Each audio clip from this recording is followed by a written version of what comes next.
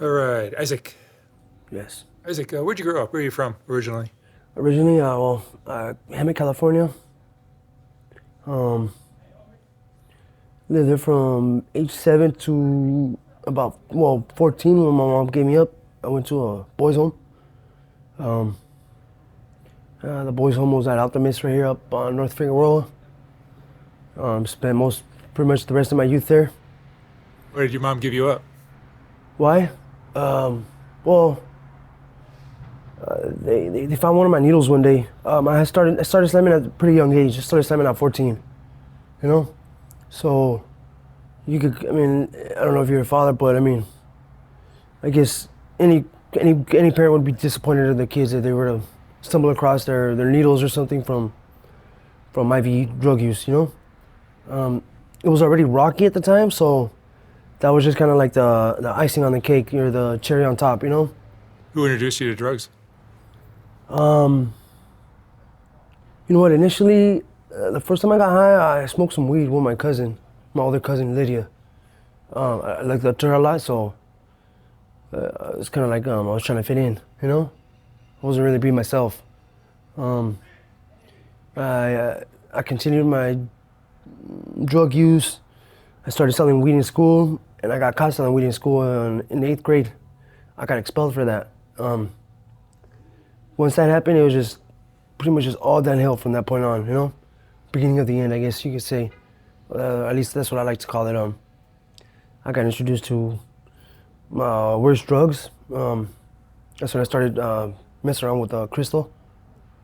Um, I started off snorting it. Didn't last too long. Within 6 months, I was already slamming it. Um, Who were you raised by after your mom gave you up? well, a bunch of staff. So my mom had me till till I was about 14. Um, Initially, I wasn't supposed to stay at the boys' home. I was only supposed to be there for 6 to 9 months. And when I was about 6 months into the program, my mom just told them that I wasn't coming back home. I wasn't gonna be allowed to come back home, and um, we had a couple conversations where she really worded how she felt about me, and that's where our relationship was just cut off. I didn't want to keep bothering her. I noticed that she wasn't too fond of me anymore. Not only that, she would blame out, I mean, just straight up tell me that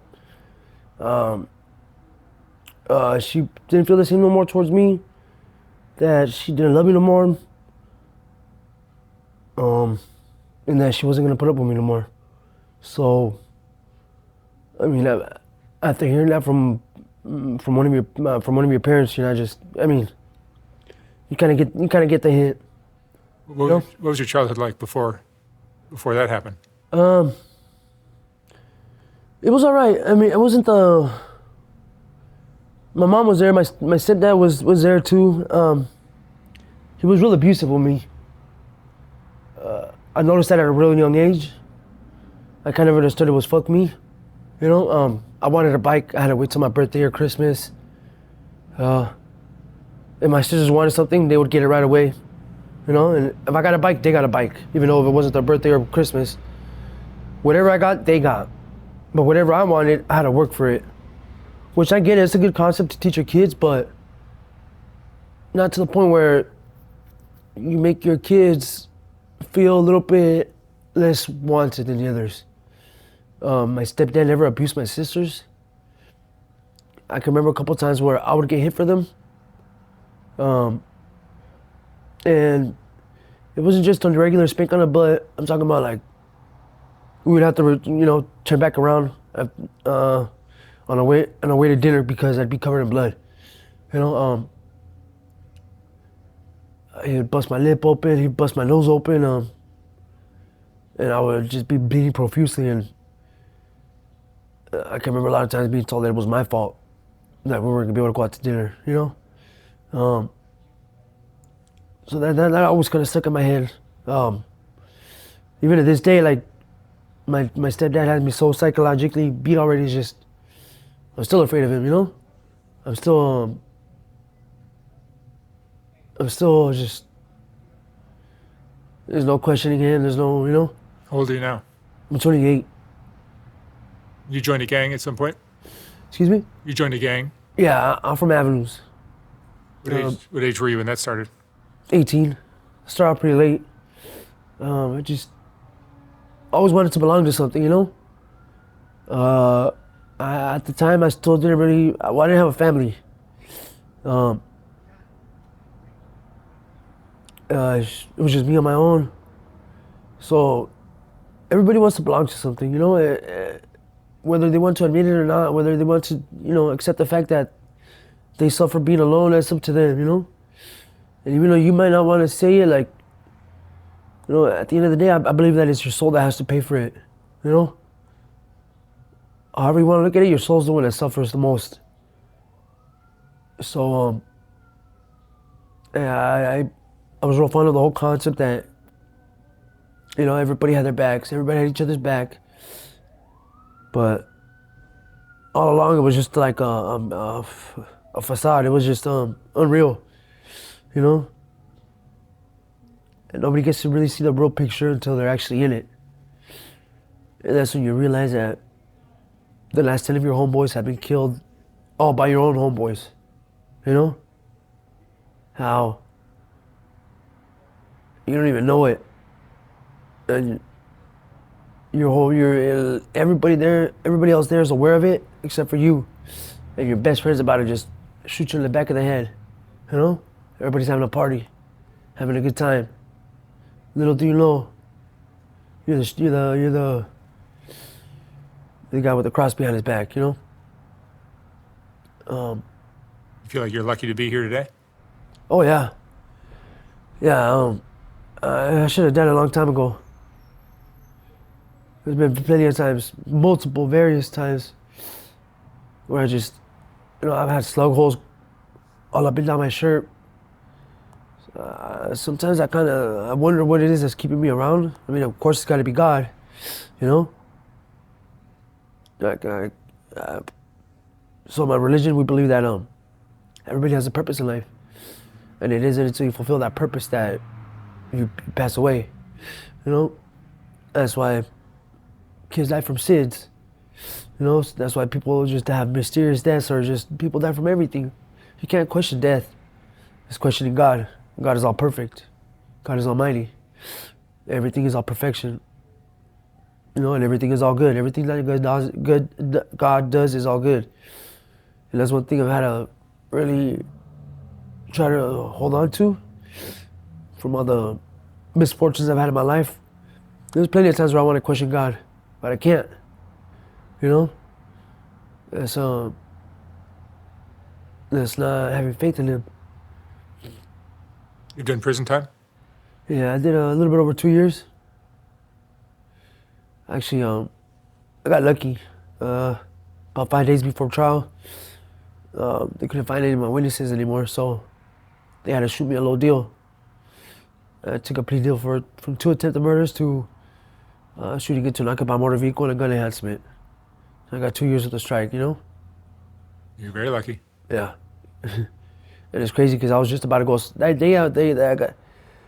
I was gonna go inside for 17 years. You know, I was already ready, had already made up my mind. After talking to my parents, you know, they pretty much told me, like, well, what are you expecting? You're expecting to go home today and it's not gonna happen, you know? You think you can just go out and do whatever you want and not have any consequences to pay? And it's the truth, you know, people really do, like, they really sit there and expect to go home the very next day after just doing all kinds of chaos. And it's, what are you, crazy? You know, the world doesn't work that way. You know? Do you regret joining a gang? Yeah. Yeah, that's the main reason why I lost my daughters. Your daughters? Yeah. I have 2 daughters. I have a 2-year-old and a 1-year-old and a 2-year-old. I lost them to their mom. I was calling DCFS on her. I was reporting her to DCFS, and everything just backfired on me. It was all during the time where, I don't know if you remember, but all those moms were killing all their kids, stabbing them to death. There was a case with that mom in East LA where she killed all 3 of her kids after they had taken all the kids away from their dad. saying that he was crazy, that he wasn't, he wasn't the one reporting the mom. And a couple of days later, boom, the mom kills all the kids.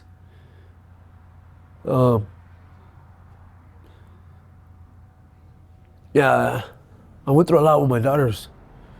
Though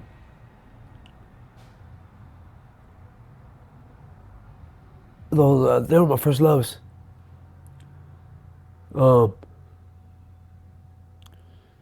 And everything was just because of the fact that I didn't want to be with my baby's mom no more. I didn't like the way she treated them. She was real foul to them. And I kept reporting her, and every time I reported her, it just backfired on me. The first time I reported her, I told them I wanted to remain anonymous due to the fact that my life's in danger. Her dad's from my hood, all her uncles are from my hood, all her family's from my hood. They see it as snitching, and it's a big no-no. But at the same time, I couldn't just sit there and watch my daughters almost be killed, I caught her putting pills in my daughter's food one day. This is during the time that my daughter was only up for about 4 hours. You're doing what? Huh? You caught her doing what? Putting pills in my daughter's food. Pills in your daughter's food. Yeah, we were FaceTiming, and I don't think she was aware of the fact that I could see everything she was doing with her hands at the bottom. And right away, I figured out what she was doing. I started calling her out of her name. Like, what are you doing, you stupid bitch? Brittany, what the fuck you doing? I'm watching her. And this is after I had already told her to go cook a meal for my oldest daughter, because she was about a year and a half maybe at the time. She's not supposed to be eating Gerber Puffs anymore. That's for my youngest daughter, who was only about 9 months, My oldest daughter should be eating a full, man, I used to feed my oldest daughter 8 times a day. And that's not including her bottles, My oldest daughter was a big fat girl. She turned out to be real skinny now. But I'm watching her take the pill out. I watch her mash the pill into the food, and then throw the little Gerber Puffs onto the table when my daughter's reaching to grab some. So during that time, my daughter was only up from about 10 to 12 and back to sleep till about 7 or 8. To be up for another 2 hours and go back to sleep, which didn't make no sense. Parents know their kids. I know my oldest daughter. I know her sleeping habits. She's one of those that refuses to sleep, Like, maybe it was just because I was around and she wanted to spend time with me, or maybe she was just depressed, but when I caught her doing that, I reported her to the social worker again, and the social worker just told me she could have drug tested my kids. I told her, why not? She goes, because they're minors. I was like, what the fuck, what do you mean? Like, I know there's plenty of stories where people get to have their kids drug tested because they've been, but it wasn't nothing about, it had nothing to do, she was just being biased towards me the whole time. I had letters of recommendation from my counselors, from teachers, from our neighbors, and in the end, after fighting for 2 years, I got nothing. So, I learned a lot about myself going through that, though. I learned how weak I really am. I've always thought of myself as some big, strong, tough guy, and I'm not. I'm much less than that, I'm broken. I've been beat down. What's been the hardest part for you? Losing your kids? Yeah. So in the process of losing my kids, I didn't know what to do. I'd reach out to my mom, and my mom she would be happy that I was crying, telling me that that's what I get for trying to get the babies taken away from their mom. So I took it as like, so fuck my kids, right? Because I was looking out for my kids' safety all along. And for you to tell me that means that you don't care about my kids. So, my mom left my dad at the age of 3. I haven't seen him since then. He reached out to me one time when I was about 13, and I just brushed him off because of everything my mom had put in my head about him. So, in the process of losing my kids, I reached out to him, and we really kicked it off. Like, I had a lot of questions for him. I remember him. And I was so surprised that he had all the answers to it. You know, but when he explained our relationship, it was the same exact way I explained my relationship with my daughters. You know, when they took my daughters, they didn't just take them, they took me. You know, our souls were intertwined. So, it's like as if I'm lost. Well, my dad went as far as to name it his second son after me. He thought he was never going to see us again. And I have a little brother named Isaac that lives out in Mexico. So, I had reached out to my dad sometime in May of 2020. And it's so funny because I was just looking at the messages the other day and I only got to know him for 1 year. He got killed May 21st. The first time I reached out to him was sometime like May 20th, somewhere around there. I found that so ironic, just really odd, just because, let me see if I can pull it up right now.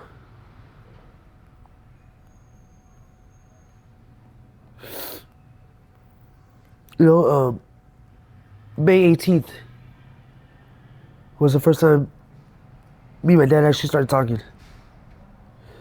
You know, and it was the point where I was calling him every day.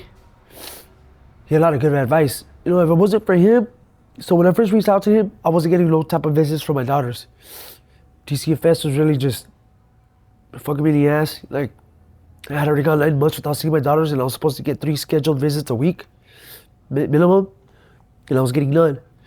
I had already given up, you know? And when I reached out to him, he ends up telling me to not give up like he did. To keep trying. To never give up. Kids are the most important thing in life. You know? To not be like him. You know, he regretted everything. He regretted, he would never stop telling me about how much he regrets, like, not trying hard enough. You know, even though he did change his life around. You know, he had a good job. He had a couple of vacation homes. You know, he was doing real good. But, you know, and I took his advice and I reached out to the social worker again. Well, unbeknownst to me and everybody else, we had just got a new social worker. And this social worker was actually really nice and started scheduling my visits. Once again, I started getting to see my daughters again. And everything was good. Up until January of this year, that's when I lost the case. And they gave sole custody to the mom. They didn't grant me no visitation, no nothing. I learned that the system was really biased. There's no type of programs for single fathers in the whole country. I couldn't even get into a drug rehab. You know, I've had a really bad drug issue, and I was trying to get into rehab, and they couldn't even offer me a program because I wasn't court ordered. The court just made it seem as if I was an absent parent the whole time, which I clearly wasn't. You know, I clearly wasn't. If I'm trying to call everybody every single day, I'm worried about my daughters, you know, day in and day out. I went through a really bad depression with my daughters, you know, once they got taken away from me. I still haven't found myself. You know, I don't, everybody tells me I gotta move on, I gotta be happy, but I can't. You know, I mean, if any good parent would understand that. You know, your kids mean the world to you. You know, and you're not gonna be yourself without them anymore. You're not.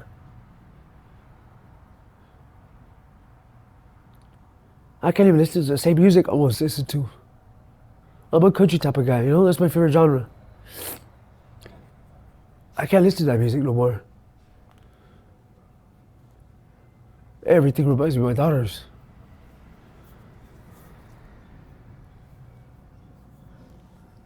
So, I am in downtown wandering the streets, just lost. What is your drug? Fentanyl. I started smoking fentanyl right after my dad got killed. I had just barely started doing heroin recently, and it was only so I could get into a drug rehab. Because since I wasn't court ordered, I wasn't on probation or anything, they couldn't just take me. And they won't take you if you're dirty for PCP, for coke, for meth, for any other drugs except for heroin and alcohol. And I had to stop drinking because of my liver. So, in order to be able to get into the drug rehab to Tarzana homes, I had to start messing with heroin, you know? And in the process of messing with heroin, I ended up just getting strung out, just for them to tell me that they think outpatient would be better for me, you know? So I'm like, what do you mean outpatient? Like, I ended up dying out here, you know? Here I am strung out already. And I kept looking, I couldn't find one. And I really wanted to go see my dad. So finally I found one, and I ended up going to the detox. Well, the detox is only for about 2 weeks. You know, you go to detox first and then you go to rehab after that, you know? But in between, since they didn't have nobody open beds, I got released. Once I got out of the detox, that's when I found out my dad had been killed. So at that point, I didn't have a purpose anymore. There was no point in me going back to rehab and just getting clean, you know? I already lost my daughters, you know? And when I talk to my mother-in-law, she just tells me I don't have a second chance. You don't get no second chances in this life with your kids. So, here I am doing one of the deadliest drugs possible. You know, I've known so many people that die off of this drug. And I know it's only a matter of time till I have my day. You know, but I just kind of lost all purpose and everything. You feel like everything and everyone is working against you? I wouldn't say worked against me. But yeah, I mean, I think the biggest disappointment was with my daughters. I expected a lot more from DCFS, you know? I expected a lot more.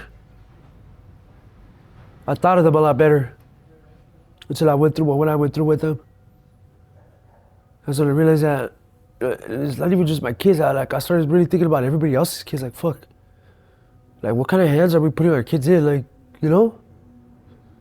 I think there needs to be more transparency in the whole DCFS, and I think you need to have like a board of directors, really. Everybody wants to keep everything private because they're minors, but I think that should be the reason why it's public, you know? You know, I think it should be the vice versa, like with the, you know, when you're an adult, everything is public. When you're a minor, everything is private. No, it shouldn't be like that.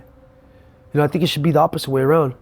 When you're a minor, everything should be public. When you're an adult, everything should be private, because as an adult, it'll really mess up your chances of getting a job, you know, getting certain careers, you know, going to certain schools, doing certain things you want to do. And you shouldn't be, you know, it shouldn't be a double jeopardy type of thing. You shouldn't go to jail and still have to pay for your crimes on the streets when it comes to being who you want to be, you know? As a minor, everybody should be more aware of what's going on to those kids in those foster homes, or just in the system itself. It's really foul, you know. Where are you staying now? On the streets. You're in a tent, or? Yeah, right off of 30 Main. I left my hood recently. I was out of my hood, but it was too hard to get fentanyl over there. It's a lot easier to obtain it right here in downtown. It's almost at every corner, you know? So. How do you make money now? Oh, man. I've usually flip the drugs. I'll buy a good amount and just sell enough to be able to support myself again. You know? It's a pretty high, because my tolerance is pretty high right now. You know? I'm glad I still haven't stooped down to going out and stealing. But the reason why I don't do that is because I'm kind of a bird. Like, anytime I walk into any store, loss prevention is on me regardless. You know, look at me, I just... Face tattoos. Yeah, exactly. I'm yelling, fucking watch me, you know?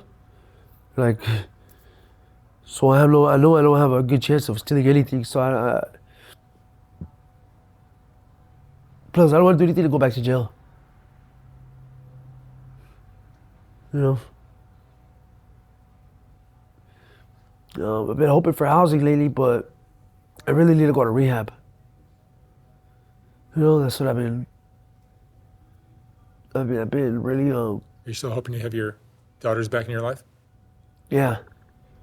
But I need to go get clean first. I hope at least, you know. I know that would make everything better. A whole lot better. But without any kind of type of, show or signs or like just kind of like encouragement, I lose all purpose. Isaac, what would you say is the most important lesson you've learned in your life? Just be myself. Be who I really want to be. And don't worry about what others got to say about you. You know? Because in the end, they don't matter.